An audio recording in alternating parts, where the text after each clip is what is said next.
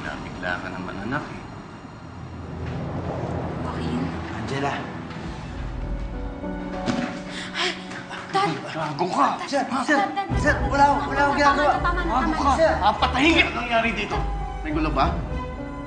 Wala ako. Naayos ko lang yung damit niya. Hindi naman magkano. Ayos lang ko kami dito, sir. Ang lakas ng loob mo, kumustahin ang anak ko, ha?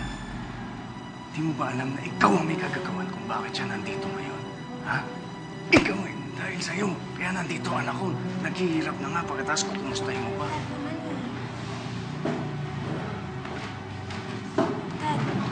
Dad, please, gusto makausapin si Joaquin.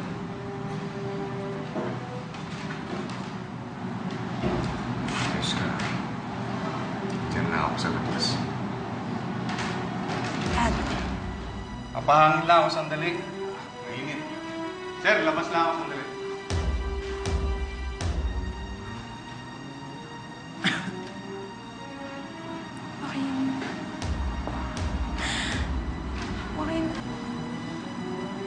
Joaquin, hindi ka naman naniniwala sa kanila, sa mga binibintang nila sa akin, di ba?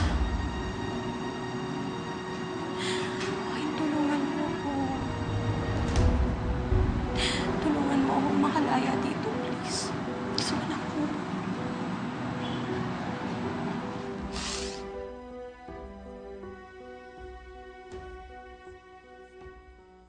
Angela, bakit umabot sa ganito? Hindi ko rin alam eh.